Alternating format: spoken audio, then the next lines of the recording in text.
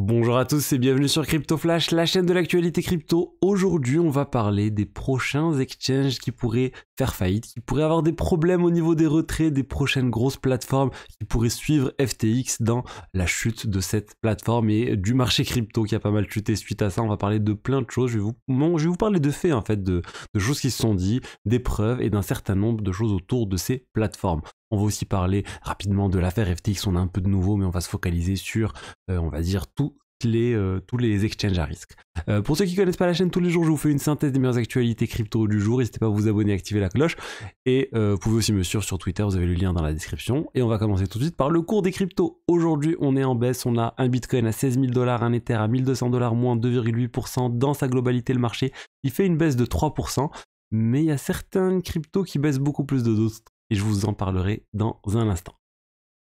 Aussi, demain matin, du coup ça dépend quand vous allez voir cette vidéo, le lundi en tout cas, la newsletter arrive, le top 5 des meilleures actualités crypto du jour. N'hésitez pas à vous abonner dès maintenant, le top 5 des meilleures actualités de la semaine, pardon. Et n'hésitez pas à vous abonner dès maintenant pour la recevoir, et sinon vous allez toujours pouvoir rentrer votre mail et recevoir tous les anciens numéros.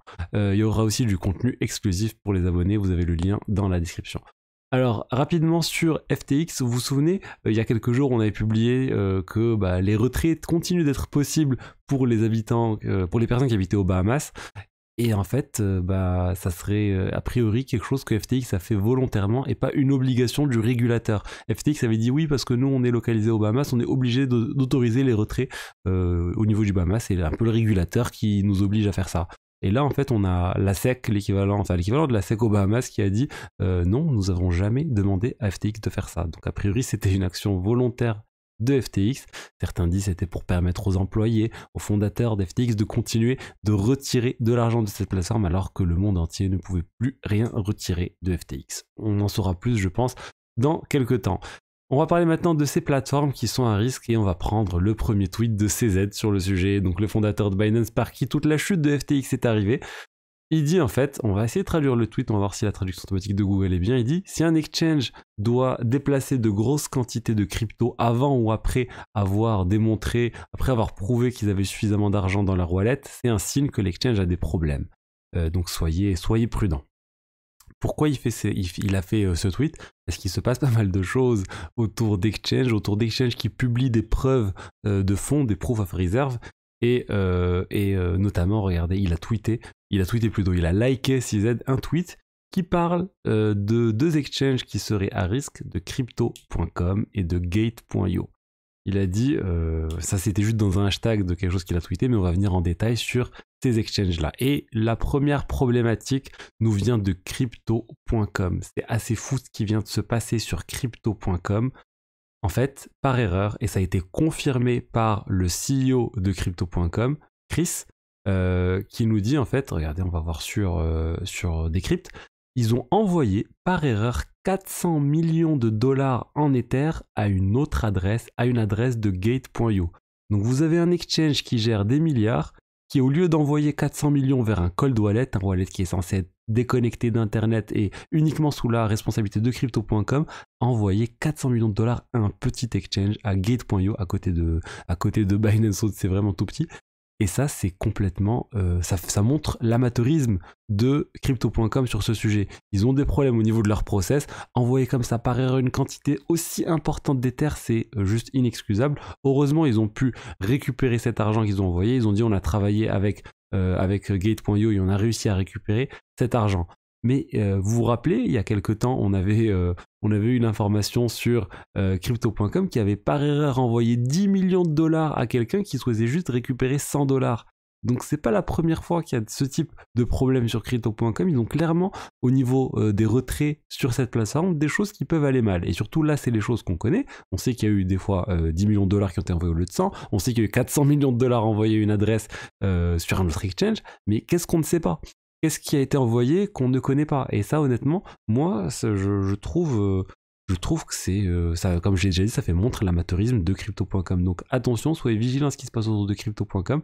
Il y a beaucoup de tweets, il y a beaucoup de personnes qui sont en train de dire attention, c'est voilà, Crypto.com, faut retirer les fonds de Crypto.com.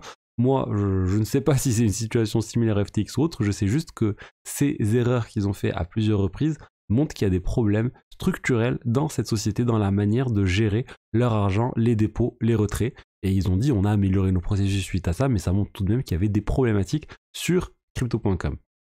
On a d'autres analyses qui ont été faites sur crypto.com et qui montrent qu'ils ont aussi retiré plus de 80 millions de dollars depuis des adresses sur Binance aujourd'hui. Donc en fait, crypto.com, on se rend compte qu'ils sont très dépendants d'une certaine manière des autres exchanges. Ils ont des comptes un peu partout sur les exchanges et là, ils sont en train d'essayer de rapatrier leur argent. Ils sont aussi bientôt en train de... Enfin, ils vont produire un proof of reserve bientôt, donc pour prouver les fonds qu'ils ont. Donc ça rejoint en fait un peu le tweet de CZ qui dit attention, si vous voyez des grosses quantités de crypto qui bougent comme ça d'un exchange à l'autre, c'est quelque chose qui est pas très clair. On a aussi CZ qui a même tweeté quelque chose puis il l'a supprimé. Il y a Kobe qui avait commencé à dire comment ça se fait que crypto.com a envoyé cette quantité énorme d'Ether à Gate.io. CZ avait répondu en disant that is not secure, ce n'est pas sécurisé, puis il a supprimé le tweet. Pourquoi? Je ne sais pas. Peut-être qu'il a eu les explications de crypto.com, il lui convenait, mais en tout cas, ça inquiète fortement le marché, tout ce qui se passe autour de crypto.com, et d'ailleurs le cours de leur token, le CRO, a fortement baissé. On est passé de 0,12 il y a le 8 novembre, là on est à 0,06, donc quasiment 50% de baisse et 25% au cours des dernières 24 heures. Donc attention, vraiment le marché est en train d'anticiper quelque chose ou de pricer quelque chose au niveau de crypto.com. On a aussi une analyse d'Adam Cochran sur les cold wallets de crypto.com qui ne seraient pas vraiment des cold wallets. Donc les cold wallets, on rappelle, c'est les wallets qui sont censés être déconnectés d'internet avec très peu, on va dire, d'utilisation. Pour simplifier, par exemple, un exchange est censé stocker 5% de ses fonds sur un hot wallet qui est connecté au site web, à l'application de l'exchange, et 90%, 95% sur un cold wallet déconnecté d'internet sans risque vraiment de se faire pirater. Là, ce qu'on constate avec crypto.com, c'est que la plupart des cold wallets restent fortement connectés aux exchanges, à d'autres wallets, et qu'il y a des mouvements très fréquents, et ça c'est aussi bizarre. On aimerait bien une explication de crypto.com sur ce point. Donc là, je vous ai parlé de crypto.com. Cette analyse vaut aussi pour Gate.io. Est-ce que Gate.io a fait la demande à crypto.com de recevoir 400 millions de dollars en Ether pour pouvoir prouver qu'ils avaient des fonds à un instant donné? On ne sait pas, mais les gens sont très sceptiques aussi vis-à-vis de Gate.io aujourd'hui. Donc là, on est déjà à Gate.io, crypto.com. L'autre plateforme qui a à risque, dont j'ai parlé déjà plusieurs fois sur le niveau de risque de cette plateforme, c'est Nexo. Nexo, la plateforme où vous pouvez mettre des cryptos et obtenir des taux d'intérêt assez importants sur ces cryptos. Ça rappelle aussi l'aspect FTX Earn où vous mettiez des cryptos, vous avez 8% sur vos cryptos. Nexo, il publie quelque chose qui est... on a rarement vu ça en fait quand même sur ces plateformes, un proof of reserve, ou plutôt ils disent la quantité de dépôts de leurs utilisateurs, et ils démontrent en fait qu'ils ont plus que ça. Mais comment ils démontrent? Ils font appel à un cabinet d'audit, on va dire Armanino. Et dans l'audit, ils disent juste, Armanino constate qu'il y a plus de 100% de crypto par rapport à ce qu'il y a au niveau des dettes des utilisateurs, par rapport au dépôt des utilisateurs plutôt. Donc là, on constate sur le site en direct, on te dit, il y a 3 milliards de crypto qui sont déposés sur Nexo, et Nexo a plus de 3 milliards de dollars en crypto. Mais la question, c'est comment ils constatent, comment ils auditent tout ça. Et en fait, il y a plusieurs personnes qui ont relevé dans les conditions générales, etc., comment ça marchait, qu'est-ce qui était, comment l'audit était réalisé. Et en fait, il se base uniquement sur une API, il se base sur des services fournis par Nexo. Donc concrètement, comment ça se passe? On a Armanino qui envoie une requête à Nexo en leur disant combien vous avez de dépôts d'utilisateurs et quels sont les assets associés. Et Armanino constate en fait uniquement à partir de la réponse de Nexo si la quantité de tokens qu'ils ont indiqué était supérieure à la quantité de dépôts des utilisateurs. Donc en fait, ils font pas beaucoup de travail, ils font juste quasiment croire sur parole ce que Nexo leur dit. Il n'y a pas vraiment de preuves, il n'y a pas vraiment de vérification. Donc, et surtout, le risque, on va dire, qui n'est même pas évoqué ici, c'est le fait que les tokens Nexo, les tokens associés, les tokens vraiment Nexo du projet Nexo, sont aussi comptabilisés ici. Et Nexo a une énorme quantité de tokens, de leurs propres tokens, un peu comme FTT pour FTX, qui peut, on va dire, avoir très peu de liquidité sur le marché, mais représenter une très forte total value, une très forte capitalisation, alors qu'en fait, leur prix réel au marché, s'il devait être vendu, ça serait beaucoup plus bas. Donc voilà, Nexo, je dis aussi, moi, attention à ce qui se passe autour de Nexo. L'autre exchange où il s'est passé des choses pas nettes, c'est Huobi. Huobi, l'exchange qui a été racheté a priori par Justin Sun, ils ont fait un audit, ils ont fait publier un proof of reserve d'ailleurs qui révèle qu'ils ont 3,5 milliards de dollars de crypto et qu'ils ont, on va dire, suffisamment d'argent au niveau de tout ça. Ce qui est bien hein, qu'ils aient fait ce rapport, ça fait preuve de transparence de la part de Huobi. Mais ce qui a été constaté, c'est que juste après que le snapshot a été pris pour réaliser ce rapport, il y a eu 10 000 Ethers qui ont été transférés de Huobi vers Binance. Donc les gens se disent, est-ce que ça serait une tentative de Huobi pour manipuler tout ça? Après 10 000 Ethers, c'est pas non plus trop important par rapport à 3 milliards, mais les gens ont commencé à dire, c'est bizarre, il se passe des choses ici. Ça rejoint, je reviens sur le tweet initial que je vous ai montré au début. Si vous voyez un exchange qui juste avant ou après un audit transfère des quantités importantes de tokens, dites-vous qu'il y a quelque chose qui ne va pas. Et là, c'est ce qui a inquiété un peu les personnes au niveau de Huobi, ces 10 000 Ethers qui ont basculé sur Binance juste après l'audit. Donc vous voyez, là, je vous ai parlé de plusieurs exchanges. Il y en a sûrement beaucoup d'autres. Là, je pense que le plus sage, c'est de retirer ces crypto-monnaies des divers exchanges le temps que l'orage passe. Je vous l'avais dit pour FTX. Là, il se peut qu'il y ait un risque de contagion important au cours des prochains jours ou des prochaines semaines suite à la chute de FTX. Donc soyez vraiment vigilants par rapport à ce que vous avez sur les exchanges. Et je parle vraiment de tous les exchanges ici.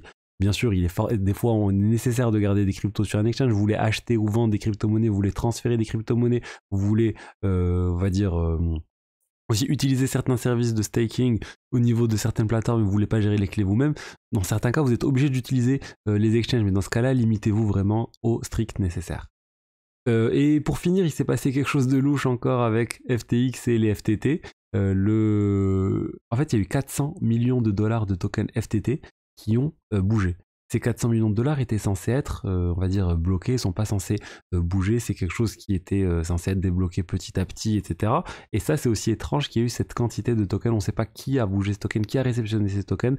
Le risque, c'est bien sûr qu'ils arrivent sur le marché et que ça va chuter le cours du FTT encore plus, il a déjà chuté, il est déjà très bas, mais il y a encore un risque important, on va dire, de baisse sur ce token-là, qui était à 22 dollars il y a encore quelques jours et qui se retrouve aujourd'hui à quelques dollars, voilà, 1,5 $, encore une baisse de 27%.